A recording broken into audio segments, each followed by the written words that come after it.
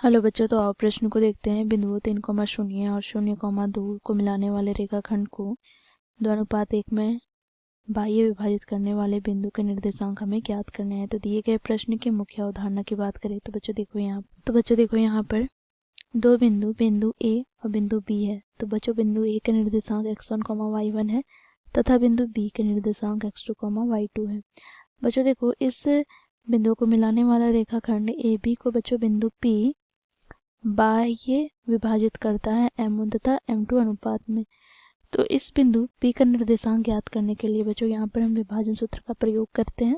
तो बच्चों देखो, P का निर्देशांक को बच्चों हम x, y से प्रदर्शित करते हैं। तो ये बराबर हो जाएगा, देखो यहाँ पर m1 गुना x2 माइनस बच्चों देखो m2 गुनी x1 बटे में m1 माइनस m2, y के निर्देशांक की बात करें तो बच्चों देखो यहाँ से m1 गुनी y2 माइनस m2 गुनी y1 बटे में बच्चों देखो यहाँ पर m1 माइनस m2। तो इस मुख्य उदाहरण की सहायता से बच्चों हम दिए गए प्रश्न को हल करेंगे। बच्चों देखो यहाँ पर हमें दोनों बिंदु ए और बिंदु बी के निर्देशांक दिए गए हैं। बिंदु ए के निर्देशांक क्या है तो 3,0 और बिंदु बी के निर्देशांक 0,2 है।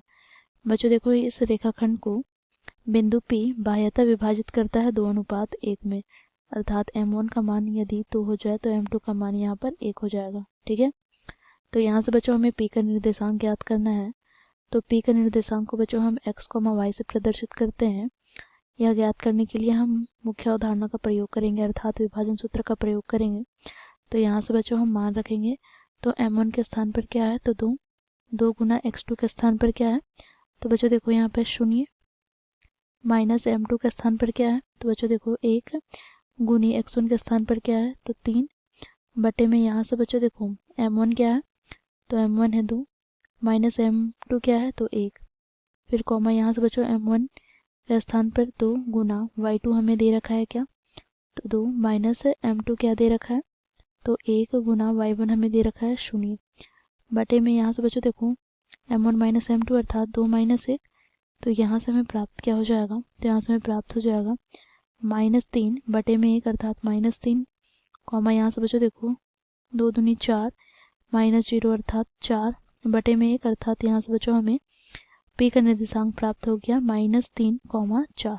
ठीक है, तो यहाँ पर हम लिखेंगे अतः P का निर्देशांक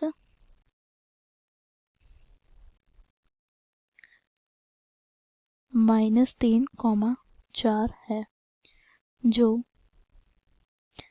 रेखाखंड AB को बाह्य विभाजित करती है। तो ये हो जाएगा बच्चों हमारे दिए गए प्रश्न का उत्तर। आशा करती हूँ आप लोगों को यह प्रश्न समझ में आया होगा। धन्यवाद।